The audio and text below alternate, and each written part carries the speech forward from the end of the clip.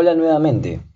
Como les mencioné, íbamos a pasar a ver al principal supuesto detrás de nuestro modelo clásico de regresión lineal. Este supuesto consiste en que las explicativas no estén correlacionadas con el término de perturbación.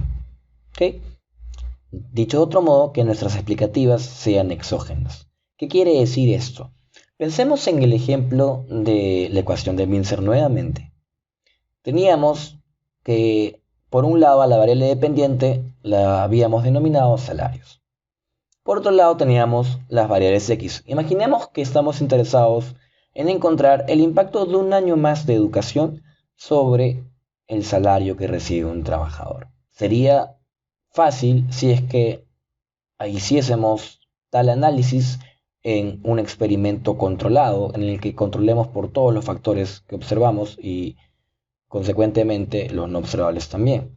Sin embargo, en economía, en ciencias sociales, los individuos no son ratas de laboratorio para ponerlos en un experimento diseñado, por lo que usualmente tenemos que recurrir a supuestos y buscar estrategias que nos ayuden a validar esos supuestos. Si el individuo que tiene un salario mayor tuviese mayores años de educación, estaría tentado a pensar que es producto o que hay una causalidad ahí, que los salarios son producto de los años de educación. Es decir, mientras más años de educación recibe un individuo, podría tener un mayor salario. Sin embargo, el análisis no contempla que los años de educación pueden estar vinculados con la motivación. Este es un factor no observable del individuo, al menos no observable para el econometrista. Con esto, ¿qué les quiero decir?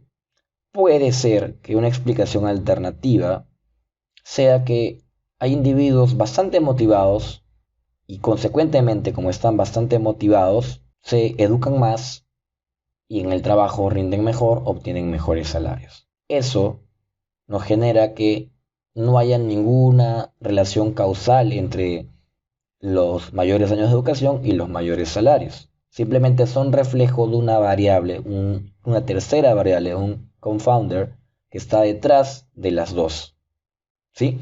Entonces, justamente los supuestos que vamos a ver, o las versiones de este supuesto que nos permite defender la exogeneidad de nuestras variables explicativas, léase años de educación, tratan eso. Van a ayudarnos a desvincular al término del error. En el término de error están todos los no observables por el econometrista. Nos ayudan a desvincularlo de la variable de la cual queremos aislar su efecto.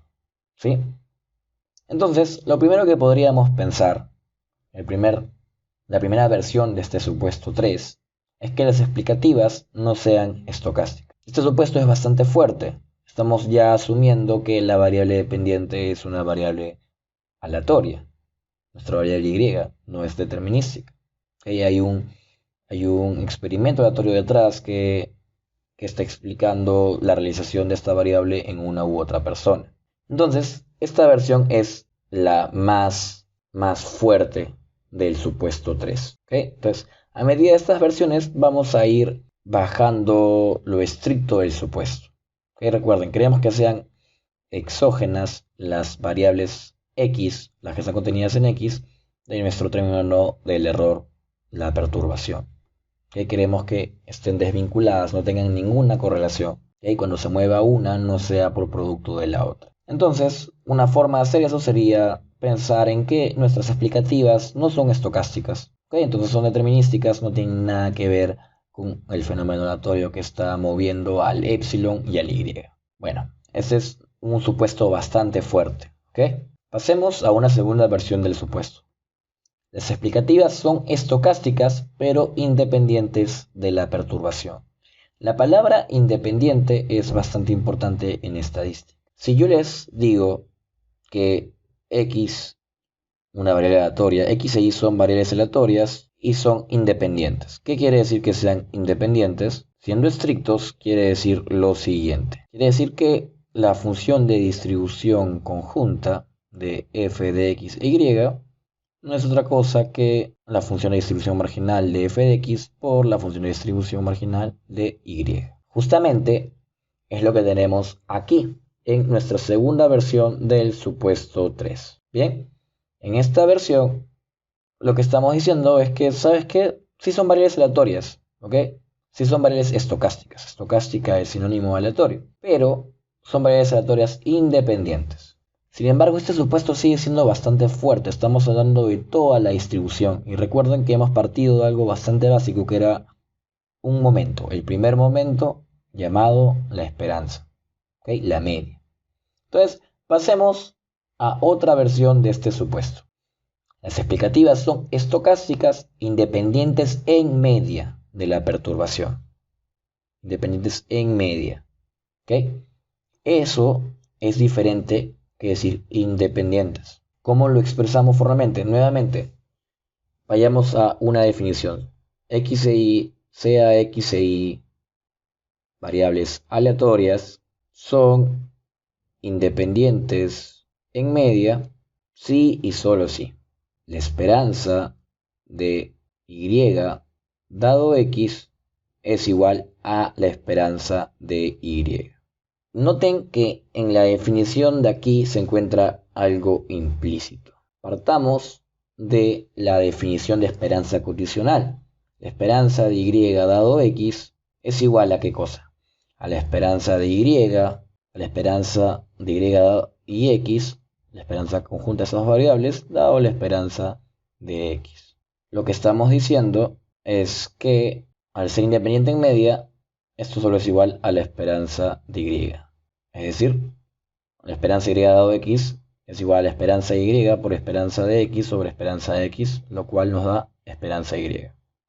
¿Sí? Es diferente a hablar de toda la función de distribución. Aquí solo estamos hablando del primer momento. Bien, entonces hemos encontrado una tercera versión de nuestro supuesto que nos asegura la exogeneidad de nuestras variables explicativas frente a la perturbación. Ahora hablemos de una cuarta versión del supuesto 3. Las explicativas son estocásticas y cumplen con lo siguiente. La esperanza de epsilon y x sub i es igual a 0 para todo i. Esta de aquí es la versión más relajada del supuesto. Hemos ido bajando en exigirle al supuesto y hemos encontrado una versión más relajada del supuesto de exogeneidad. Quiero que noten la diferencia entre la versión 3 y la versión 4. Noten que aquí hay vectores y matrices, mientras que aquí lo que tenemos son escalares. Esta versión 3, escribámosla aquí de una manera explayada. Lo que estamos diciendo es lo siguiente. La esperanza de epsilon 1, epsilon 2, hasta epsilon n, dada nuestra matriz que tiene las características de todos los individuos. Tenemos aquí la primera característica del individuo 1, la segunda característica del individuo 2, la k'ísima característica del individuo 1, y así sucesivamente para todos los individuos, el enésimo individuo, su primera característica, su segunda y así. ¿Okay? Lo que estamos diciendo es que la esperanza de epsilon 1 dado todas estas características es igual a la esperanza de epsilon, que como ya sabíamos en nuestro planteamiento anterior era igual a 0, ¿ok? Esto es un vector, lo de aquí es un vector y esto también es un vector. El de aquí consecuentemente es un vector, ¿ok? Entonces aquí estamos condicionando epsilon 1 a todas las características de la población, mientras que abajo estamos hablando de epsilon 1 o epsilon 2 o epsilon 3, pero solo estamos hablando de la correlación del individuo I, ¿ok? Esta es la correlación contemporánea, mientras que acá hablábamos de toda la población, aquí estamos hablando de solo las características del individuo I. Entonces, es fácil notar que esta versión es más relajada que la versión 3. Sí, y aquí hay algo importante. Si se cumple la versión 3, entonces se cumple la versión 4. Pero si se cumple la versión 4, no necesariamente vamos a llegar al postulado de la versión 3. Entonces, ¿qué es lo que teníamos en la versión 3 del supuesto de exogeneidad entre las explicativas y nuestro término de perturbación? Teníamos lo siguiente. Habíamos dicho que la esperanza de nuestro vector epsilon, está lleno de perturbaciones ahí, dada x, es igual a la esperanza de epsilon, que era igual a 0. Y además, habíamos hablado de quién, de la versión 4 del supuesto 3, que viene a ser lo siguiente: la esperanza de epsilon sub i por el vector x sub i es igual a 0 para todo i, desde 1 hasta n. ¿Sí? Este x de aquí, este x que está aquí, es una matriz, mientras que este x sub i es un vector. ¿Ok? Explayemos esto nuevamente. Esto es igual a la esperanza de epsilon 1, epsilon 2, ¿no? Hasta epsilon n. ¿De quién? Dado la matriz que contiene a las características no solo del individuo i, sino de toda la población. Nuevamente, esta esperanza puede expresarse así. Como habíamos visto, la esperanza condicional afecta a cada uno de los elementos del vector. Entonces vamos a tener un vector cuyos elementos sean esperanzas condicionales de E1 dado toda la matriz X, que es lo que está aquí a la izquierda, igual con el segundo elemento, y así sucesivamente.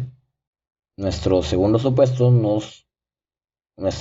versión del supuesto 3, nos decía que este vector que está aquí es igual a un vector lleno de ceros.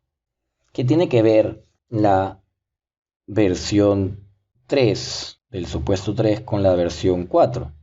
Aquí es donde se vuelve útil nuevamente nuestra ley de expectativas iteradas. Notemos lo siguiente: la esperanza de epsilon y x sub i, sabíamos por la versión 4 del supuesto 3 que esto era igual a 0, pero no partamos de ahí. ¿Sí? Simplemente partamos de esta expresión y veamos en qué nos ayuda la ley de expectativas iteradas para reexpresar esto. Vamos a notar que por ley de expectativas iteradas, la esperanza de una variable aleatoria, la esperanza de algo, es igual a la esperanza de la esperanza condicionada de ese algo. Tenemos este algo que es epsilon y x sub i condicionado a x sub i. Y notemos lo siguiente. Notemos que esto va a ser igual a la esperanza de la esperanza. Saco el x sub i porque esta esperanza que está aquí adentro ya está condicionando a x sub i. Entonces este x sub i es como si fuera una constante. Es una propiedad de la esperanza condicionada. Si condicionas a algo, cualquier función de ese algo se trata como si fuera una constante, y como vimos hace unos videos, la esperanza es un operador lineal, entonces esta constante sale de la esperanza y nos va a quedar lo siguiente. Esto es por ley de expectativas iteradas, ¿sí? Hemos llegado aquí. Ahora, haciendo uso solamente de la versión 3 del supuesto 3, es decir, me refiero a esto que está aquí y a esto que está aquí, vamos a llegar a la versión 4 del supuesto 3. ¿Cómo así? Noten que si la esperanza de epsilon 1 o epsilon 2, dado x, donde x es toda esta matriz gigantesca, es igual a 0, entonces también es la esperanza de epsilon 1 o epsilon i dado xi. ¿Ok? Entonces, la versión 3 del supuesto 3 vendría a ser igual a 0, con lo cual la esperanza de 0 por x sub i es igual a la esperanza de 0, y esto no es otra cosa que 0. Es decir, llegamos a la versión 4 del supuesto 3. Entonces, esto sería el supuesto 3. Estas propiedades que acabamos de ver, estas versiones que acabamos de ver, van a ser bastante útiles para hablar de las propiedades en muestras finitas e infinitas del estimador de mínimos cuadrados ordinarios. Entonces, finalmente presentemos al supuesto 4. ¿Okay? Este supuesto nos va a ser útil para la inferencia en el caso de muestras pequeñas. ¿Por qué es que nos va a ser útil solo en esos casos? Porque si tuviésemos muestras grandes, vamos a recurrir a resultados de la teoría asintótica, como la ley de los grandes números y la teoría del límite central, que vamos a entrar en detalle más adelante. ¿Sí? Nosotros, como habíamos visto, tenemos unos parámetros beta en nuestro modelo poblacional, pero esos parámetros beta vamos a buscar estimarlos con un estimador. No los conocemos, no conocemos el proceso generador de datos, solo estamos asumiendo que ese proceso generador de datos tiene la forma que hemos discutido con estos supuestos. Y a partir de esos supuestos vamos a darnos una idea, a partir del uso de la muestra, de cómo es esos parámetros beta. Entonces, el supuesto 4 consiste en darle una distribución a las perturbaciones. Epsilon 1, epsilon 2, recuerden que esto es un vector, cuando está sombreado hablamos de vector. Estamos diciendo que tanto la perturbación del individuo 1 como la perturbación del individuo n se distribuyen como una normal. ¿Sí? Una normal, y cada una de estas distribuciones tiene la misma varianza. Este supuesto no siempre lo vamos a hacer, ¿okay? Solo lo vamos a hacer, repito, en caso tengamos muestras pequeñas. De lo contrario, si tenemos una muestra lo suficientemente grande, no va a ser necesario. Entonces, con esto hemos culminado con la presentación de los supuestos detrás del proceso generador de datos que no vemos, pero al menos estamos asumiendo qué forma tiene. ¿Cómo es que se generan los datos? Estamos asumiendo ciertos supuestos para darnos una idea de cómo estimar.